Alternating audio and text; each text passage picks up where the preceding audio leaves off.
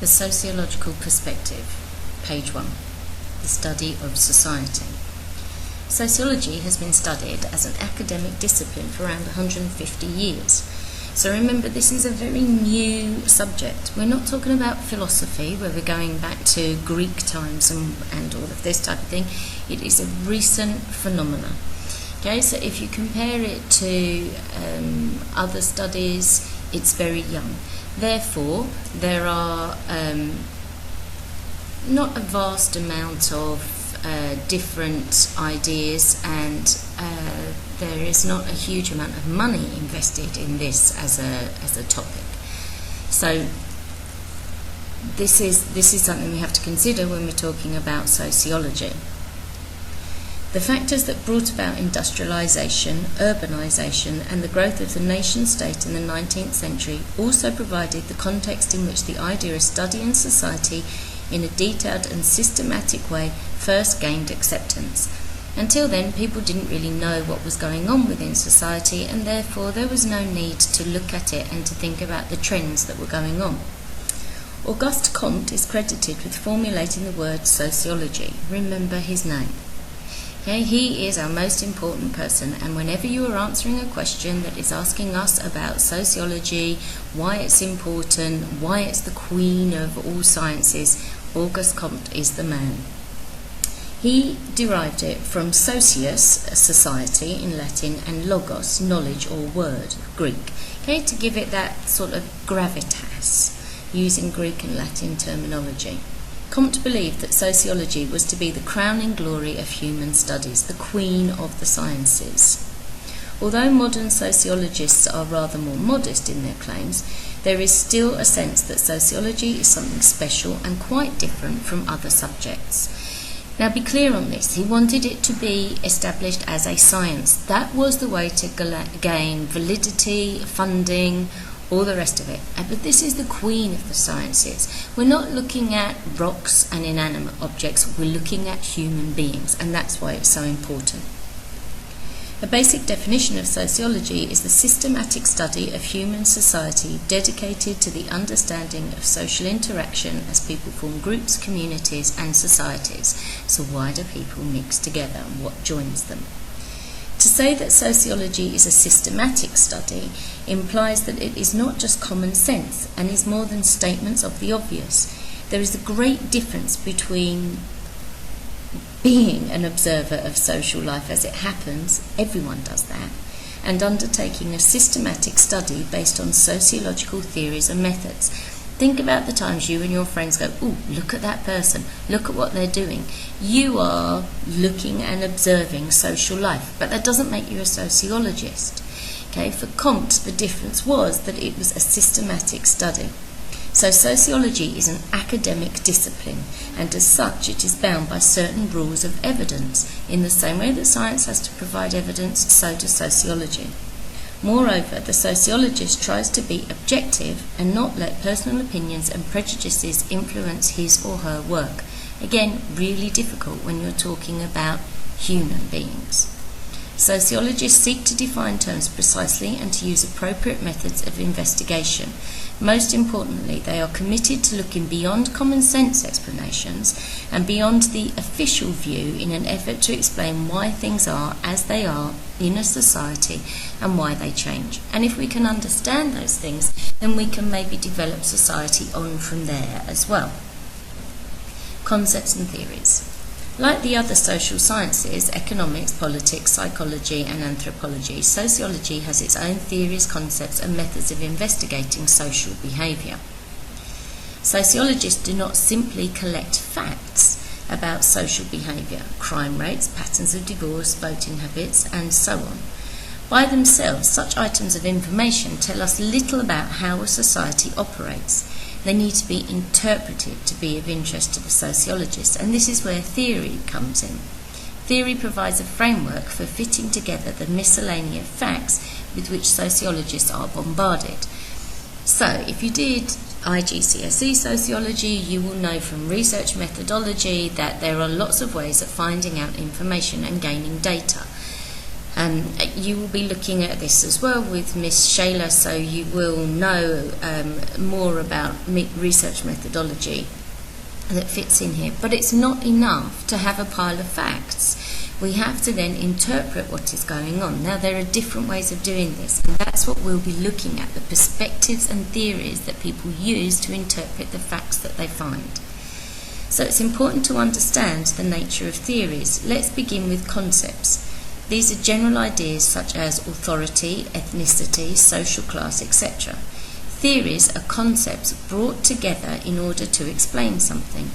They set out to explain the relationship between one set of concepts or facts and another. E.g., theories have been put forward to explain the high rate of certain types of crime associated with young working class males. Much sociological research involves taking theoretical concepts and operationalizing them and exposing them in such a way as to make them measurable. Okay, so we know from looking at crime statistics that young working class males are more likely to commit a crime than a female is.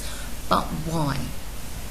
Now, we've talked about this before, the idea that men are in situations where they are more likely to be able to commit a crime. Let's say they've been out drinking with their friends and they're showing off afterwards and they're full of bravado.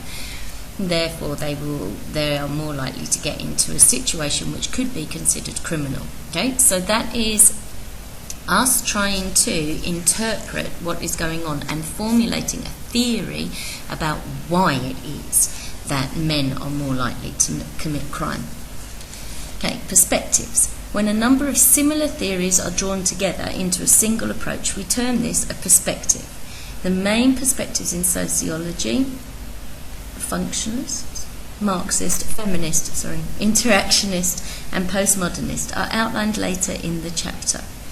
Now again, you may know this terminology, and we will be looking at them in more detail so that you are applying them all the time. And in the other sections of sociology that you will do the same thing and use the same theories that you will apply in. Sometimes you will hear different terms given to these perspectives, but don't worry, we'll link them all together.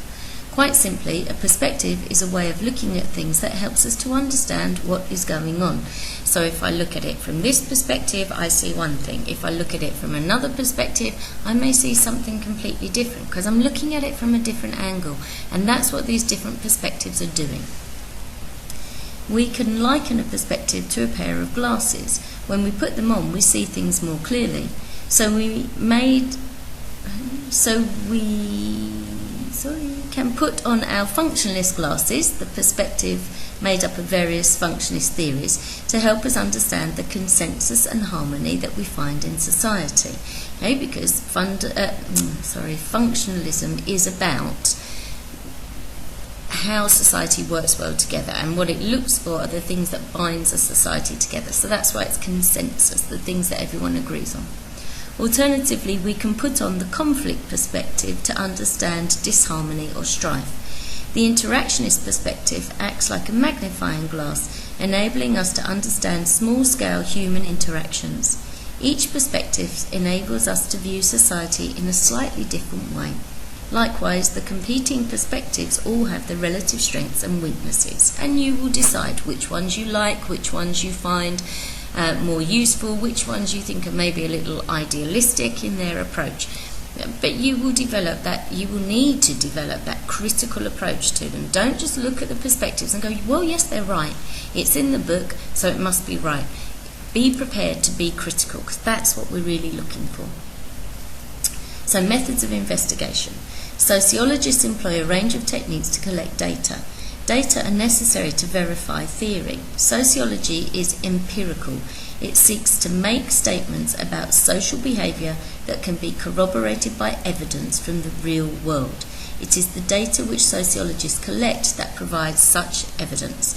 Yes, empirical means we have evidence to back it up. That's all. As you will discover in the next chapter, different techniques of investigation produce different types of data. Generally speaking, there are two types of data, quantitative and qualitative. Quantitative data are statistical in form and are generated by the survey technique. Social surveys are normally large-scale studies that obtain data by either structured interviews or questionnaires.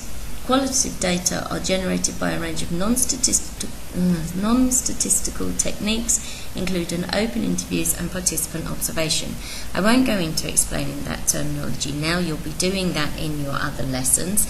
Some of you will already know this, and we can discuss it if you need to when we're talking this through. Sociological explanation. There are basically two branches of theory within sociology, macro and micro. Macro theories focus on society as a whole and aim at establishing the general characteristics of society. The aim of macro sociological theory is to answer three basic questions about the nature of society. How do societies hold together, or what is the basis of order in the society?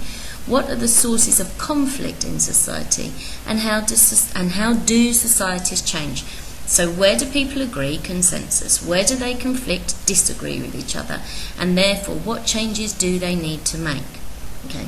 If you're studying economics as well, you may well already know the terminology macro and micro economics. It's not a purely sociological term. It's a fully understood term across different academic areas. Okay, so macro is looking at society as a whole.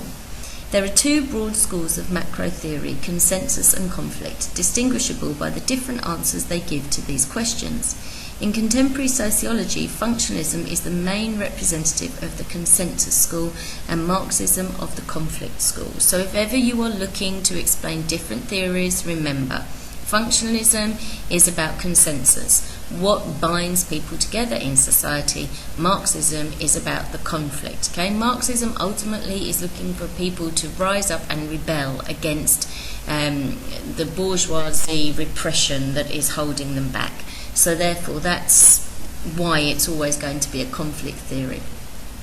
Micro theories focus on the individuals who make up a society rather than on the society itself. There are two main forms of micro theory, symbolic interactionism and ethnomethodology. Symbolic interactionism is concerned with the principles of face-to-face interaction. Unlike macro theory, which tends to view the individual as a product of his or her society and tries to show the various ways in which the behaviour of individuals is determined by the social structure of which they are a part, micro theory regards the social structure as something created by individuals as they interact in socially meaningful ways. Okay, so when you and I are talking to each other, we are not influenced by everything that's going on outside and around us. We are influenced by our own personal opinions and our own personal emotions, and we will act differently maybe with each other to the way we will act with somebody else, and that's what they're looking at. Symbolic interactionism. So how do we act together? Of course, that's very difficult to say that there are no external influences from the macro world, okay, but that's what they're trying to perceive. Ethnomethodology is the study of how individuals experience and make sense of the society in which they live. So although bad things may happen, it doesn't mean that somebody says, oh, that's it, I'm giving up, I'm not bothering with society anymore. What they do is they find ways of understanding why that happened that helps them to move on and to live in that world happily and comfortably. So that's what ethnomethodology is trying to look at, what it is that helps human beings to come to that understanding of the world. We will look at these theories in greater detail, but for now, that's your introduction to sociological perspective.